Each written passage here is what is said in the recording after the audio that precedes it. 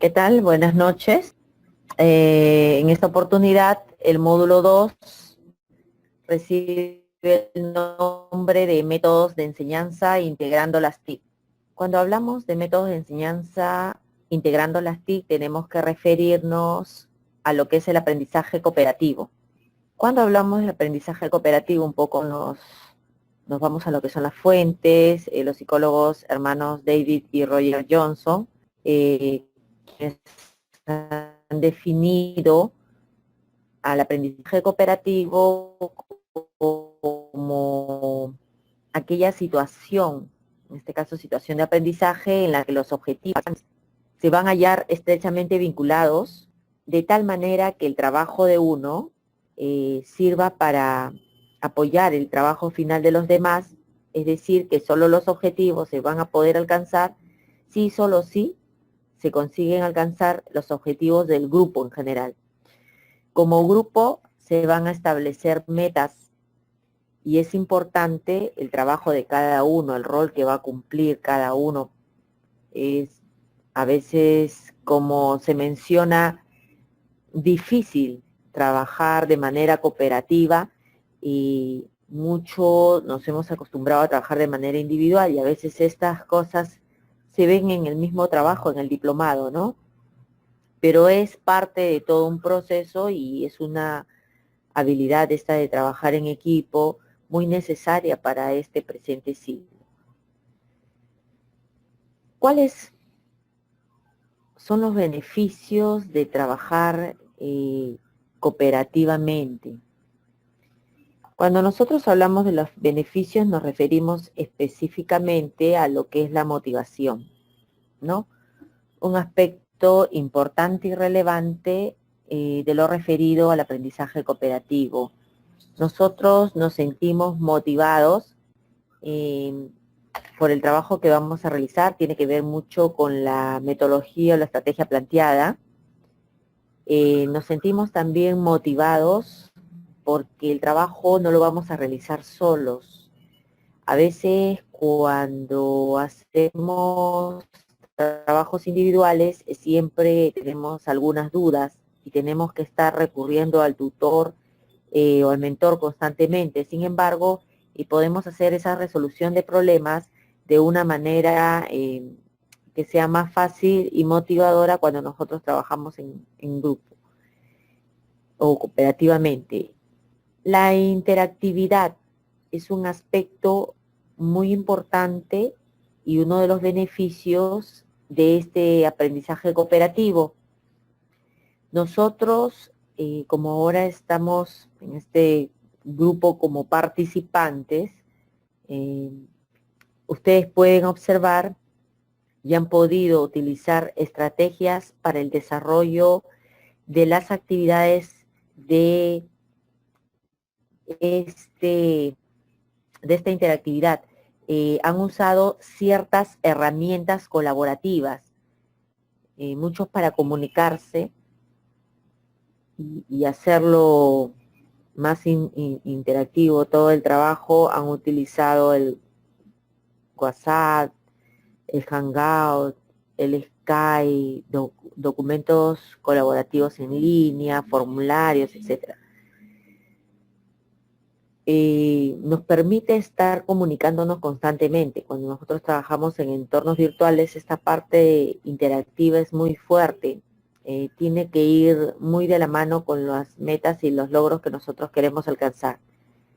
La creatividad y la iniciativa, otros aspectos que también van muy de la mano, si bien es cierto que en todo trabajo cooperativo se asumen roles, hay un líder que presenta un producto final, la iniciativa parte de que si bien el líder no ha hecho el comunicado hasta la fecha planificada o cronogramada, pues se toman diferentes iniciativas para poder asumir roles, ¿no? Sin dejar de lado el rol que nos toca cumplir dentro de lo que es el equipo de trabajo. Esta iniciativa resulta no solo en el cumplimiento de roles, sino en las estrategias a tomar. La creatividad es otro aspecto muy importante y que se va a ir viendo cuando se trabaja en estos espacios virtuales o en la misma aula. Las habilidades comunicativas se desarrollan de manera asertiva en todo lo que es el aprendizaje cooperativo. Sabemos que cuando nosotros formamos un equipo de trabajo y los objetivos del grupo dependen de los roles de cada uno de los actores, hay mucha presión y nosotros tenemos que saber comunicar al otro cuán importante es su rol dentro del desarrollo de una actividad en el equipo. Entonces, ahí afloran nuestras habilidades comunicativas y asertivas, dar un mensaje adecuado, un mensaje asertivo, ¿no? Siendo empático, poniéndonos en el lugar del otro, teniendo en cuenta también lo que es la presión del tiempo, ¿no? Y la autonomía, ser conscientes que parte de nuestro trabajo y parte de lo que nosotros tenemos que ir desarrollando va a impactar en el trabajo del equipo. Entonces, eso es un poco los beneficios del aprendizaje cooperativo, los que nos va a permitir hacer como equipo de trabajo. ¿Qué debe existir en el equipo cooperativo? Hay un aspecto que es muy importante y que como docentes todos lo conocemos, que es la diversidad, ¿no? Cuando nosotros formamos equipos de trabajo y dejamos que los estudiantes decidan, puede ocurrir que ya se hayan generado grupos preestablecidos y las características de los estudiantes sean iguales. Cabe decir esto, ¿no? Hay grupo de estudiantes en un aula que siempre están ponderando de repente sus promedios entre las notas más altas y han formado un círculo tan fuerte que no desean que nadie ingrese a ese equipo de trabajo.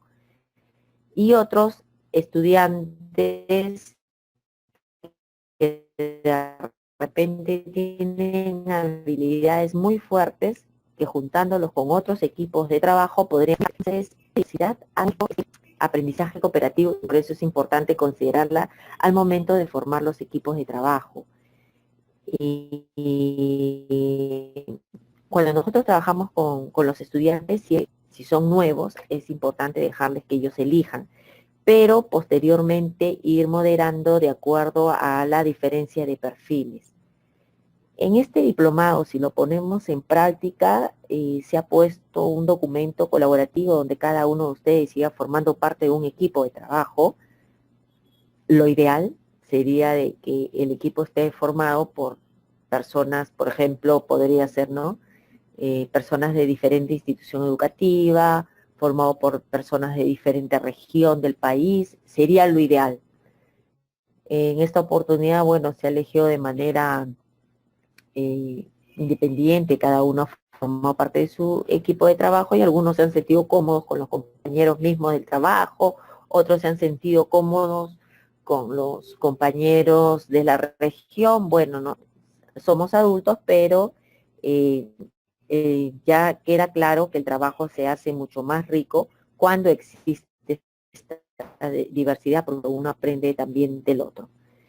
La interdependencia positiva. ¿Por qué se habla de una interdependencia positiva? Esto se refiere específicamente a el trabajo que yo tengo que realizar con los compañeros. La presión que muchas veces ejerzo sobre el compañero que todavía no avanza o no desarrolla las actividades a mi ritmo, ¿no? Entonces, por eso es muy importante establecer acuerdos de convivencia en el grupo y establecer los cronogramas establecidos, ¿no? Si bien el líder puede empezar las reuniones y solicitar los avances, si no lo hace, ahí vienen las iniciativas que puede tomar otro integrante del grupo, siempre dando a conocer los primeros acuerdos. Entonces, esta interdependencia es positiva, ¿por qué?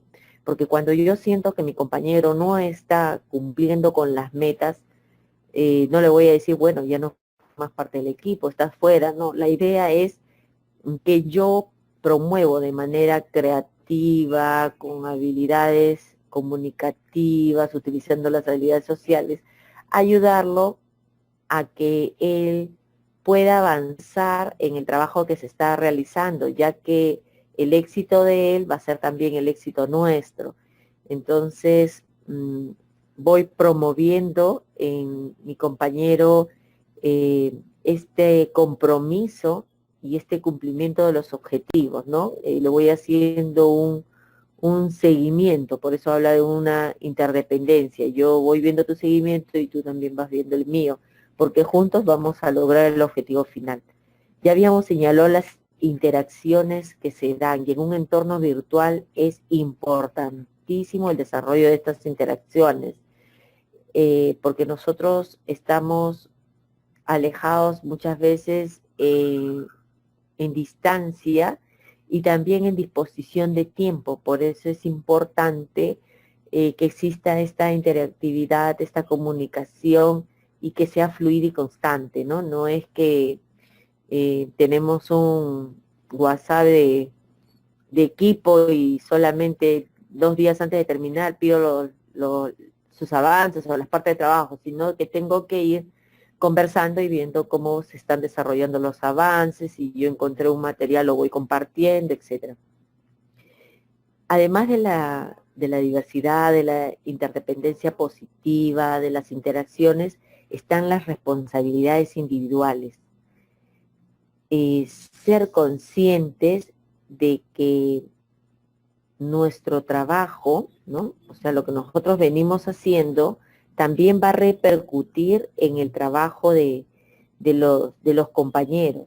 Y por eso hay toda una responsabilidad individual.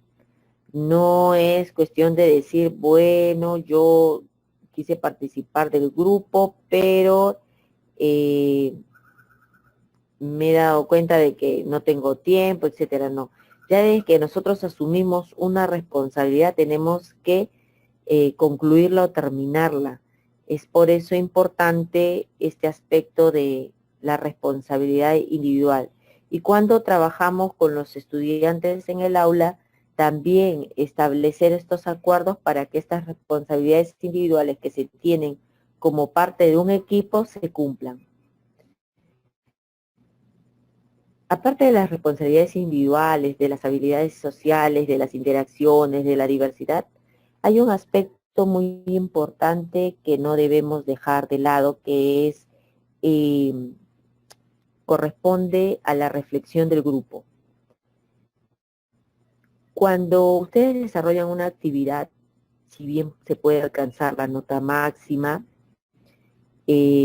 por todos los criterios que están siendo evaluados, hay una pregunta de reflexión sobre ciertos aspectos que no se consideraron posiblemente en la actividad, que si bien no hicieron que la nota disminuyera, es parte de algo que se debe tomar en cuenta. Y yo por eso a veces con las evaluaciones considero una pregunta de reflexión, considero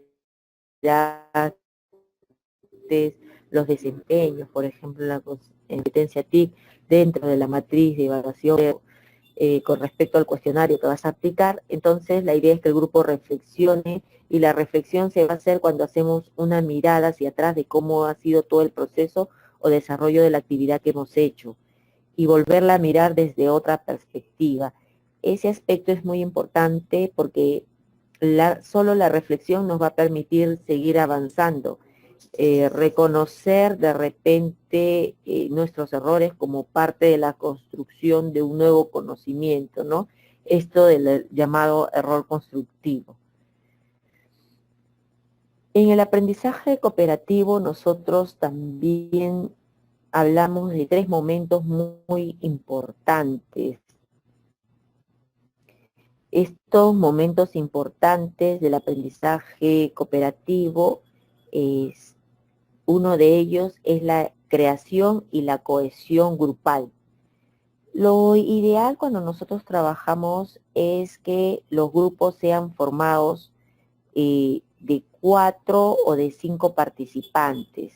Aquí nosotros estamos, bueno, como son adultos todos, estamos formando equipos de 3 participantes, que ahora posiblemente se formen en algunos casos de 4, ¿no? En algunos casos, los que ya están formados de 3 posiblemente se mantengan de 3.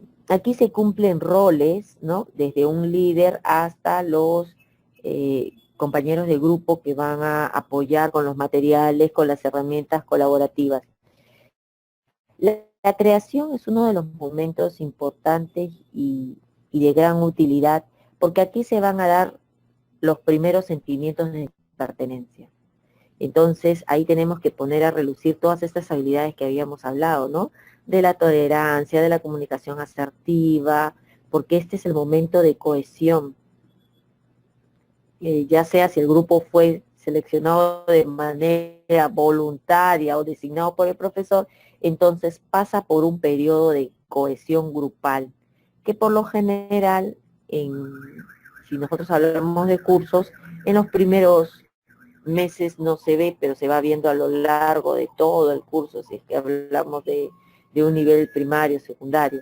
Y si hablamos de este diplomado, pues ya se está viendo en este primer módulo.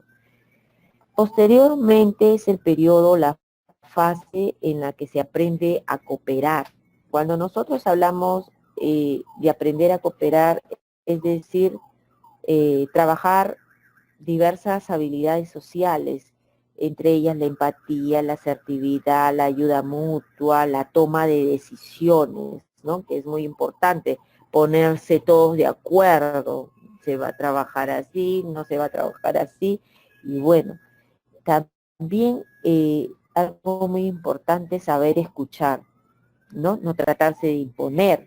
El liderazgo es visto como parte de un trabajo en equipo, la confianza que existe en el otro. No sé, nosotros como somos docentes, de repente hemos visto estos casos que los chicos dicen, bueno, yo no quiero que él forme mi grupo porque él no se compromete, no desarrolla adecuadamente estas actividades. Sin embargo, el formar parte de un grupo es tener también la confianza en quienes forman parte de ese equipo. Es por eso este momento se le llama el aprender a cooperar.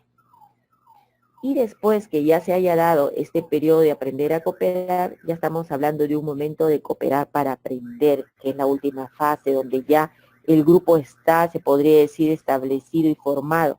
Por lo tanto, ya va a utilizar ciertas herramientas que le van a permitir ir interactuando, generando grupos de investigación para alcanzar la meta o aprendizaje establecido. Cuando nosotros trabajamos en entornos virtuales, existen numerosas herramientas que me van a permitir hacer trabajos de aprendizaje cooperativo, desde portafolios digitales, páginas web, organizadores visuales, etc. Una de las metodologías o estrategias que consiste en el diseño de recursos va a ser la Casa del Tesoro. Un nivel inicial de los docentes para hacer uso de los recursos que hay en la web es revisar información, ¿no? Gestionar información de lo que nosotros encontramos en la web. Ese es un primer paso que nosotros tenemos que aprenderlo a trabajar con los estudiantes. Aquí tenemos tenemos que señalar como por ejemplo la Casa del Tesoro, que consiste en un recurso, ya sea un PPT o una página web o una hoja de Word, donde se le entrega al estudiante una serie de preguntas y una lista de enlaces seleccionados por el docente para que los estudiantes revisen esa información y busquen las respuestas a esta serie de preguntas planteadas por el docente. Las preguntas son preguntas orientadoras que van a concluir en una pregunta motivadora, ¿no? O una pregunta final, que va a requerir que los estudiantes integren todos estos conocimientos adquiridos. ¿Cuáles van a ser los pasos o procesos que permitan diseñar una casa del tesoro? Primero, para desarrollar esta actividad yo tengo que reconocer o identificar qué concepto o idea quiero reforzar en los estudiantes. Luego, revisar los sitios web que permitan reforzar la idea o concepto. Y luego, establecer las preguntas o elaborar las preguntas cuyas respuestas se van a encontrar en estos sitios, planteados por mí en estos sitios web. ¿Qué características tiene la casa de tesoro? Son fáciles de crear y resultan motivadoras para los estudiantes. Se pueden trabajar en cualquier área, pueden ser trabajadas de manera grupal o individual, rompen los límites del aula tradicional y permiten que el estudiante pueda descubrir la oportunidad que le ofrece estar surfeando, navegando en la red. Entonces, si hablamos de una presentación, ¿no? Yo les entrego un PPT a los estudiantes sobre un determinado tema y este PPT tendría que tener unas 5 diapositivas y cada una corresponde a los momentos, ¿no es cierto? O las fases en las que yo voy a estructurar la casa del tesoro. En la primera parte estaría lo que es la introducción. Luego viene las preguntas, recursos, la gran pregunta y la evaluación. Podríamos la etapa que serían los créditos o bibliografía. En la primera parte, si yo, por ejemplo, voy a trabajar el tema de la creación de un cuento, entonces yo tendría que explicar, ¿no? Por qué es importante que los estudiantes aprendan a crear unos cuentos, etcétera, dando la introducción y cómo lo contextualizo en el día a día actual, ¿no? Como decir en cuál va a ser mi aprendizaje significativo frente a lo que estoy viendo. Luego le voy a hacer preguntas, que son preguntas orientadoras. Si yo estoy hablando de que van a crear un cuento, entonces, ¿cuáles serían las preguntas, no? ¿Y cuáles son las partes del cuento? ¿Cómo deben ser los personajes del cuento?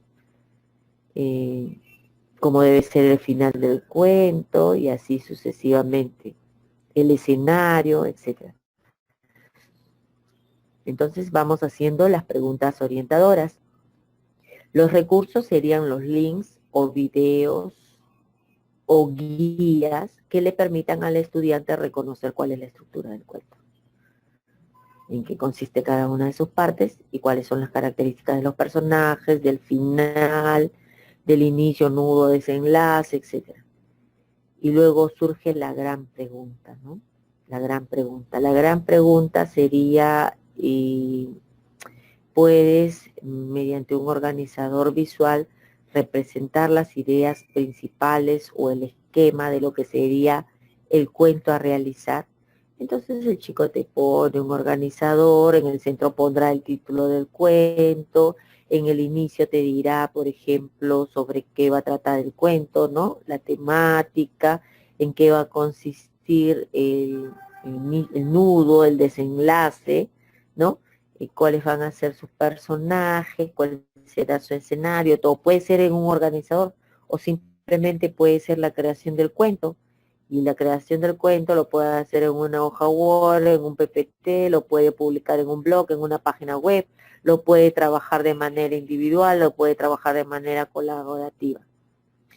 Todo eso que el alumno va a desarrollar va a requerir de una evaluación, ¿no? O sea, el profesor lo va a tener que evaluar para que le diga cómo va en el proceso de su aprendizaje y hacer un pequeño refuerzo, ¿no? De los puntos en los que ha visto que todavía hay un poco de deficiencia al momento de desarrollar el producto final. Entonces, ahí en la evaluación yo podría utilizar diversos instrumentos de evaluación, desde una lista de cotejo, una rúbrica, etcétera. Entonces, si yo todo esto lo presento en un PPT, cada página del PPT, o cada hoja del PPT tendría que tener la introducción, las preguntas, el link de los recursos, la gran pregunta que me indica en dónde voy a desarrollar este producto, la evaluación. Y al final, si quiero considerar, pongo algunos créditos o bibliografía. En el caso de los colegios estatales, se trabaja con libros que indica el Ministerio de Educación, entonces yo tendría que utilizar no solamente los recursos de la web, sino también algunas bibliografías referentes a los libros que ofrece el Estado, o también puedo seleccionar algunos libros que los chicos pueden utilizar estando en la biblioteca. Si bien es cierto, acá se prioriza lo que es los links de la web, yo puedo utilizar otro tipo de recursos dependiendo de con lo que yo cuente en la institución educativa donde estoy trabajando. Si todo puedo utilizar en links, ese es el ideal. Antes quería mencionarle que la Casa de Tesoro lo puedo trabajar con niños pequeños de primaria y las preguntas van siendo más de orden superior, que movilicen el pensamiento de orden superior dependiendo a la gradualidad en la que se encuentran los estudiantes. Por ejemplo, las preguntas no van a ser las mismas para un niño de cuarto grado que para un niño de sexto, ¿no? Entonces, si bien es cierto, la estructura de la actividad sigue siendo la misma, las características de las preguntas y los recursos tienen que ser pertinentes a la edad. Bien. Y si son más pequeñitos, pues yo hago un video con todos los momentos y realizo la gran pregunta. La WebQuest. ¿Qué es la WebQuest? Es un modelo para el desarrollo también de actividades escolares, aunque también se utiliza a nivel superior, que va a promover, ¿no?, un tipo de aprendizaje que se va a basar en lo que es la investigación y el descubrimiento, utilizando información también en la web. Si bien hay información en la web, pero principalmente también se pueden utilizar otros recursos, otros libros. ¿Cuáles son los componentes de la WebQuest? En la WebQuest nosotros tenemos los siguientes componentes. La introducción, tenemos la tarea, el proceso, los recursos, la evaluación y la conclusión. En el caso de la WebQuest ya es un poquito más elaborada que la Casa del Tesoro. Existen mini quest para los niños más pequeños, pero esta WebQuest, en esta estructura, ya nosotros hacemos una introducción de una situación planteada en un área determinada y de preferencia que esté contextualizada a la realidad en la que se está viviendo actualmente, ¿no? Yo, por ejemplo, podría trabajar en curso de ciudadanía. En la introducción podría poner de acuerdo a la problemática que se viene viendo en estas nuevas elecciones, se está demostrando que los nuevos candidatos terminan siendo familiares o hermanos o hijos del alcalde anterior, entonces un poco ahí hay una problemática que se está presentando, ¿no? ¿Acaso no hay otros candidatos? Se podría poner como preguntas, como parte de mi introducción, y haciendo un lanzamiento de la situación planteada. Después que le he puesto todo el contexto, ¿no? Luego en la tarea yo le voy a decir al estudiante, con el desarrollo de esta actividad tú lograrás las competencias y capacidades a desarrollar tal en el área de, y ahí hay que poner también la competencia transversal TIC. Y los recursos que vamos a utilizar son videos, links de la web o web biografía, lecturas complementarias y así sucesivamente. En la tarea yo le estoy explicando un poco todo lo que nosotros vamos a utilizar. De repente, si esta tarea se va a presentar en una página web, entonces también le pondría pues recursos web 2.0 como página tal y le pongo el recurso. En el proceso, ahí yo le tengo que indicar el paso a paso de lo que va a desarrollar el estudiante, ¿no? El primer paso es que lea la introducción. Segundo, que lea la parte de la tarea. 3, que revise los recursos, ¿no? Y 4, en este caso yo voy a plantear la tarea.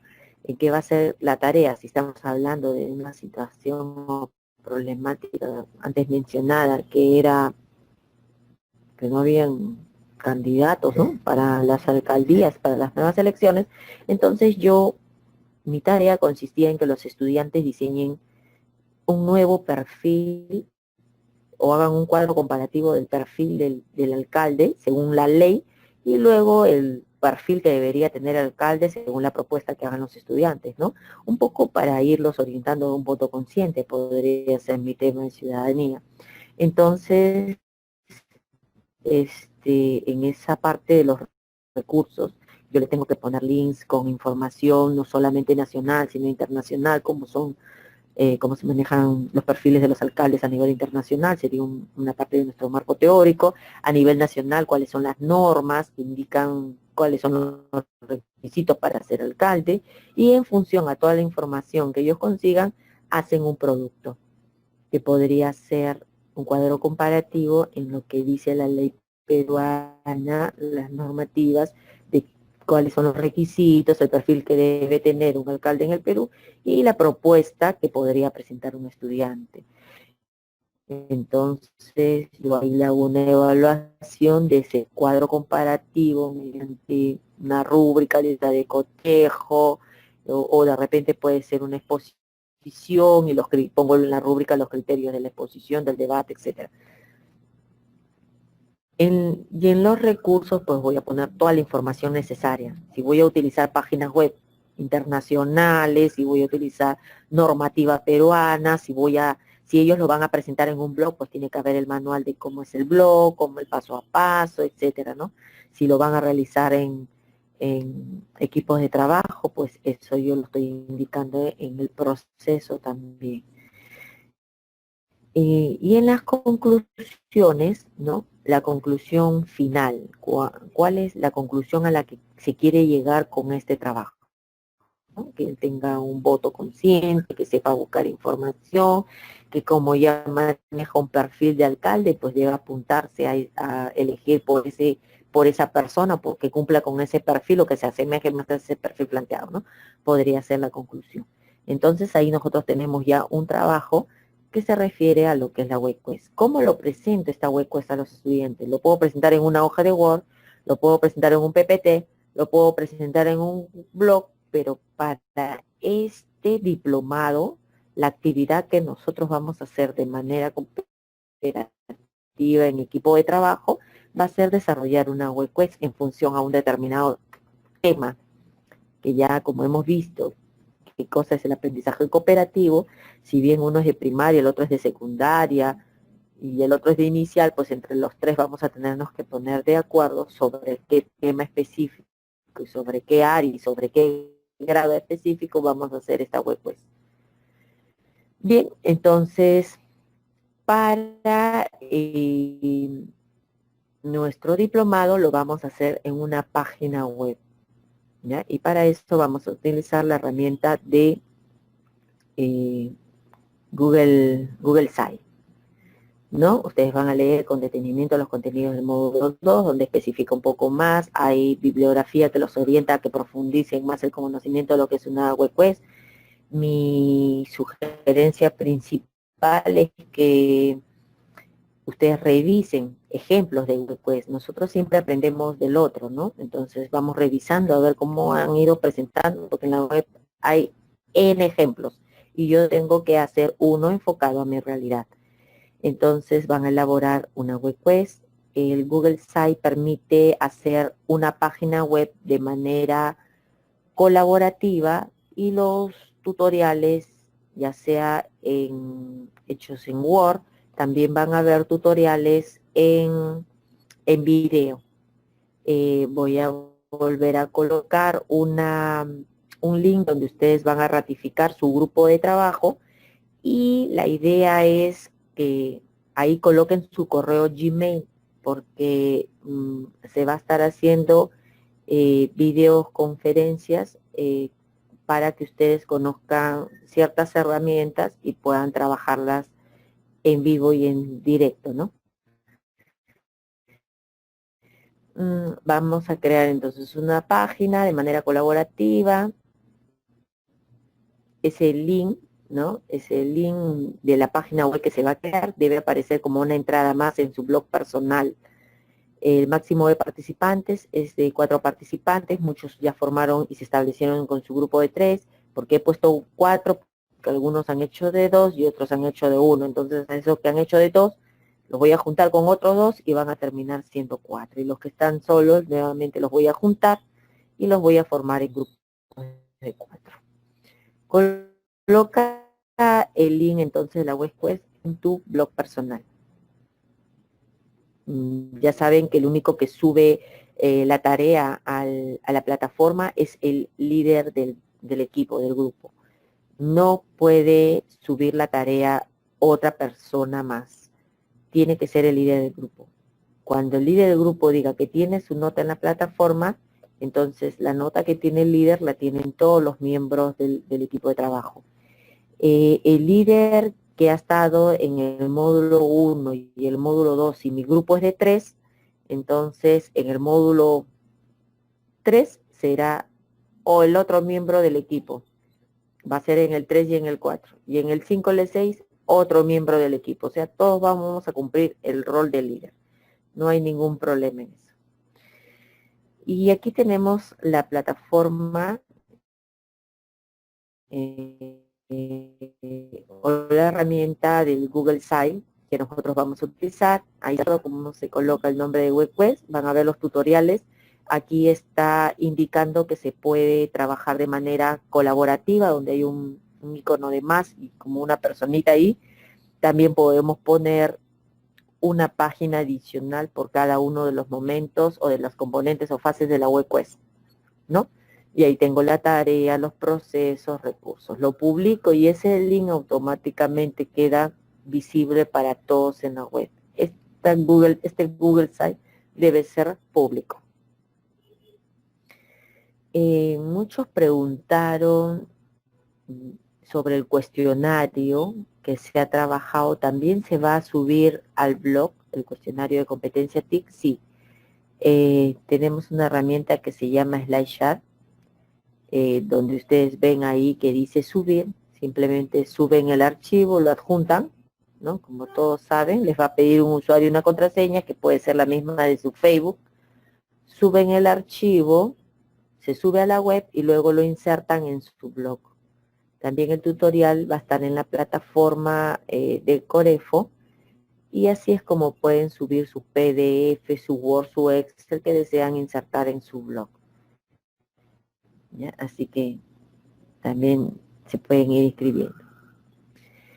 En la segunda unidad nosotros ya vemos lo que es el Flip Classroom. El Flip Classroom o la llamada clase invertida. Cuando nosotros hablamos del Flip Classroom, estamos hablando ya de una metodología que cambia la estructura normal del aula. Por eso se dice la clase invertida o voltear el aula. Pues se trata en este caso de invertir el proceso de enseñanza-aprendizaje tradicional. ¿Qué quiere decir? Que lo tradicional es que el docente haga la clase y deje las tareas para casa. O el docente hace la clase y luego hace las actividades también en el aula y de repente no deja tarea para casa. Sin embargo, el tiempo que tenemos en el aula a veces se hace muy corto para desarrollar todos los procesos. Entonces, se hace este nuevo planteamiento donde el profesor prepara videos referidos a la clase que se va a tratar en una determinada fecha, o sea, en la clase siguiente, y los entrega por anticipado a los estudiantes, y ellos comienzan, su tarea es revisar estos videos. Y luego durante la clase no solamente van a compartir la información, sino que van a desarrollar actividades. Y el docente va a aprovechar ese momento para consolidar los aprendizajes.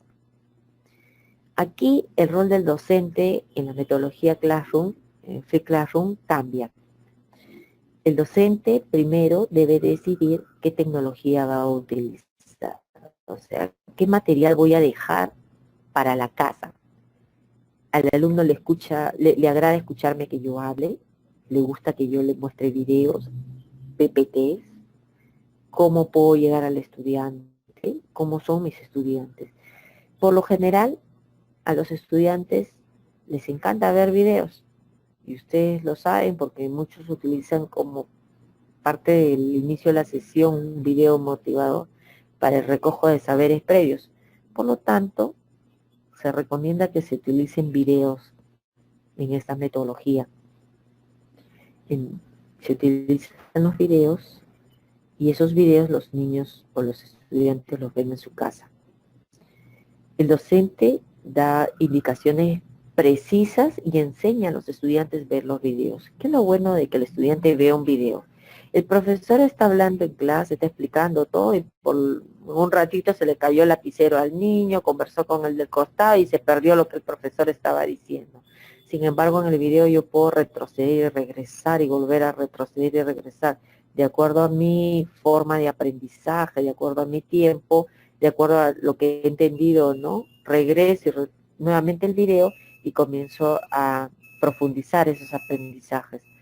Entonces, por eso que el docente debe orientar a los niños o a los estudiantes a ver estos videos. Con esta forma de metodología, el docente va a dejar de ser el centro de la clase y va a pasar a ser un asesor, un orientador. Va a promover el aprendizaje cooperativo a través de roles y técnicas. Va a preparar actividades muy diversas, enriquecidas y se va a anticipar a las dificultades que tendrán los estudiantes a lo largo del proceso de este aprendizaje. El docente va a guiar todo el proceso con una retroalimentación y microlecciones.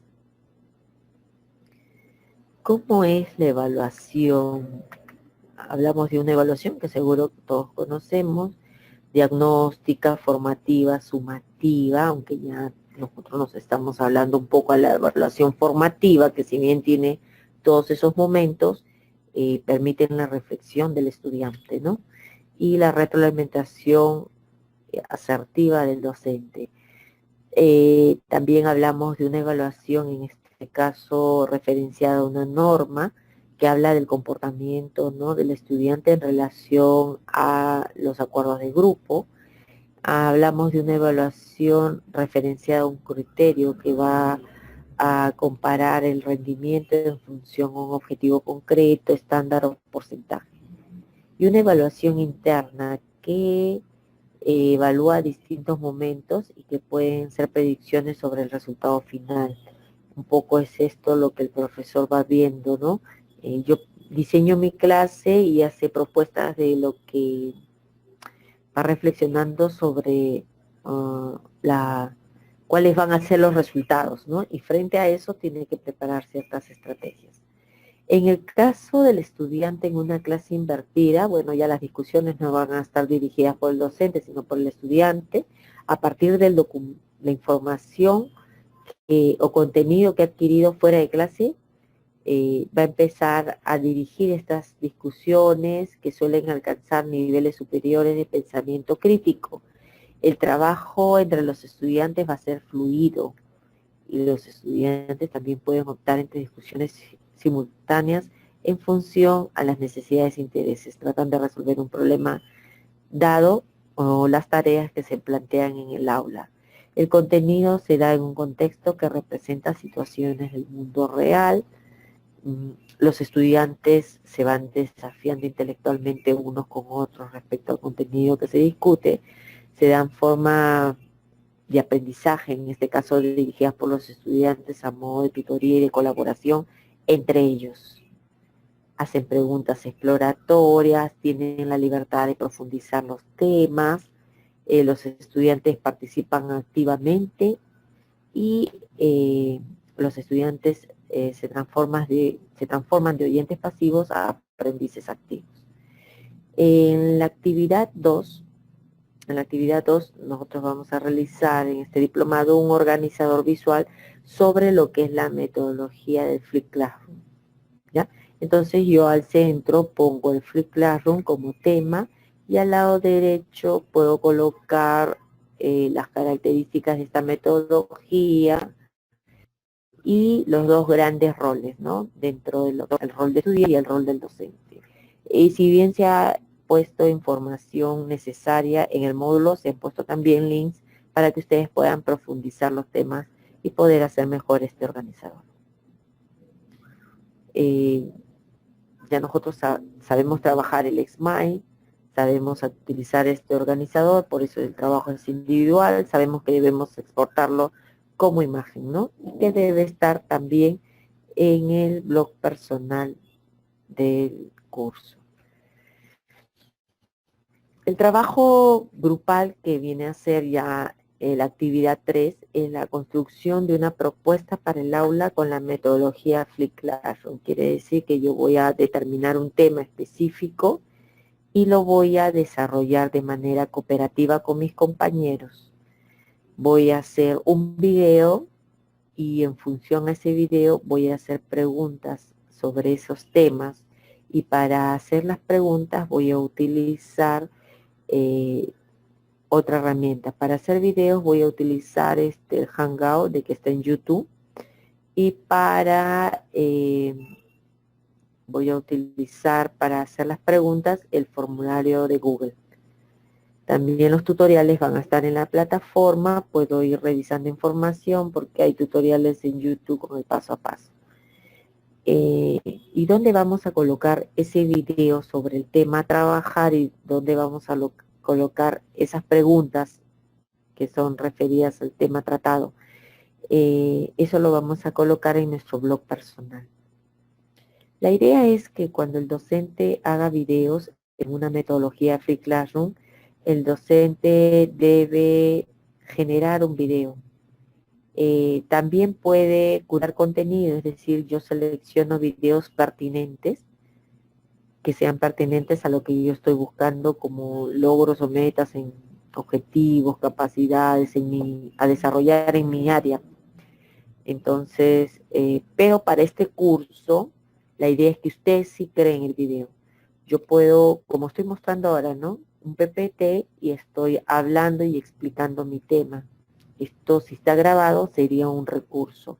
¿Con qué lo puedo hacer? Tal y como lo están haciendo ustedes ahora, ustedes están oyendo lo que yo estoy explicando, se puede hacer con esta herramienta Hangout de Google y que la hacemos con videos hechos en directo a través de YouTube. Ya lo vamos a trabajar. Es importante que para practicar esto ustedes participen de los videos hechos en línea y en directo y necesito sus correos Gmail. Luego van a subir a la plataforma una hoja de Word con los nombres y apellidos completos de los integrantes del grupo y las direcciones de blog de cada participante, ¿no? Si bien la tarea es de 3, entonces los 3 participantes deben tener en cada uno en su blog los recursos incrustados. Es el video del tema o la clase seleccionada y el formulario de Google, que evalúa un poco este tema trabajado. Y bueno, con eso, ahí estoy mostrando las imágenes de cómo se va a crear el video en vivo y en directo. Y los voy a estar invitando a algunas videoconferencias. Trataremos de hacer por lo menos unas 2 videoconferencias a la semana. También invitaré a algunos ponentes que expliquen el uso de algunas herramientas para que ustedes puedan tener un panorama amplio de todo lo que se puede hacer con la herramienta. Sin embargo, aquí se le está pidiendo un mínimo requerido, ¿no? Debemos recordar que estamos trabajando en un diplomado de herramientas TIC, por lo tanto tenemos que aprender a trabajar con las herramientas TIC. Y que mejor ayuda que nosotros vayamos revisando la información en internet. Todas las herramientas que hemos seleccionado son herramientas sencillas de trabajar. Aquí tenemos un poco como se ven las plantillas de los formularios de Google Drive. Bien, eso sería todo. Si hubieran preguntas. Bien, la primera pregunta es de Romuel. Mari, buenas noches. El trabajo es de un solo, es con un solo alumno. O sea, nosotros estamos desarrollando la actividad, no la vamos a aplicar. Estamos generando la actividad para trabajarla con nuestros estudiantes. Si yo estoy haciendo una web quest y yo tengo 30 estudiantes y formo grupos de 6, entonces yo ahí utilizo ese mismo recurso para que cada grupo haga su trabajo, ¿no? Lo mismo para lo que es Flip Classroom. Es un material para ser trabajado con todo el aula. No se va a aplicar. Nosotros en este módulo solamente vamos a diseñar los materiales. Si lo aplican, excelente, ¿no? Y después nos cuentan las experiencias. Pero por ahora nos vamos a quedar en la aplicación, en el desarrollo de los materiales, nada más. Acá está Esther Tito, nos dice, buenas noches, profesora, ¿cuáles son las diferencias específicas entre una casa del tesoro y una web quest? Revisando algunos ejemplos de internet he visto que son muy similares. Sí, son muy similares. La casa del tesoro, por lo general, la utilizamos con niveles de primaria. Son preguntas orientadoras y al final hay una gran pregunta. Si puedes ver en los componentes son más pequeños. Puedo pasarlos aquí. Los componentes de la Casa del Tesoro tiene introducción, preguntas, recursos, la gran pregunta y evaluación. Y si los comparamos con los de la web quest, ya tiene más específico la tarea y lo más importante son los procesos, con el paso a paso. Si se cuenta con un, ¿cómo se dice? Con un aula para hacer actividades en la misma institución educativa, entonces el ideal es que se trabaje en ese ambiente. Los colegios estatales, muchos de ellos cuentan con lo que es el aula de innovación, donde se pueden trabajar estas actividades usando las tecnologías. Si no, va a quedar como tarea para casa. Ahora, para el caso del diplomado, nosotros, como la Casa del Tesoro es una actividad más sencilla, nosotros vamos a hacer una web quest. Me comentaron el día del taller presencial, y ya ahora lo has comunicado, es que van a ver tutoriales, ¿verdad? Porque para el uso de estas herramientas... Van a ver tutoriales y van a ver videos en directo. Entonces, hay un link donde ellos formaban sus trabajos. Se va a volver a crear ese documento porque ya tengo la relación de los estudiantes, de los participantes y sus equipos de trabajo. Entonces lo vamos a volver a hacer con los nombres que ya están, que han presentado los trabajos, y con los que han presentado de manera individual, a ellos solamente se les estaría agrupando con nuevos equipos de trabajo. Y a los que han hecho de 2, ¿no? Y al costado de su nombre van a tener que colocar su correo electrónico en Gmail y su link de blog. Entonces, en el correo electrónico de Gmail, yo les voy a comunicar vía correo de la plataforma qué día se va a realizar un hangout en vivo y en directo, donde se va a enseñar el uso de las herramientas que vamos a utilizar en este módulo, a manera de que ese hangout en vivo y en directo también sirva como parte de los materiales o tutoriales que se van a poner en el curso. Bien, bien, entonces me parece que ya no hay más preguntas. Invitarlos siempre a que revisen permanentemente sus correos electrónicos, porque ahora más que nunca va a haber más actividad en la práctica. Sí, para terminar, cualquier dificultad que se tenga con la plataforma de Corefo o alguna actividad de las que nosotros vamos a realizar, donde de repente no se ha podido participar de estos talleres virtuales o se ha cerrado la fecha en la que se tenía que presentar los trabajos, o han tenido problemas y se les fue la luz y no pudieron dar el examen, todo lo que son problemas técnicos con la plataforma, los correos directamente van al señor Willy y me copian a diplomados, al correo diplomado de Gmail. Es que a veces me escriben por WhatsApp y si bien es cierto el WhatsApp es una comunicación rápida, hay toda una vía formal que se tiene que hacer y se tiene que escribir por el correo. Vamos a dar por concluido entonces el taller. Gracias a todos los participantes y, Ya, y a ok. ti también, Mari.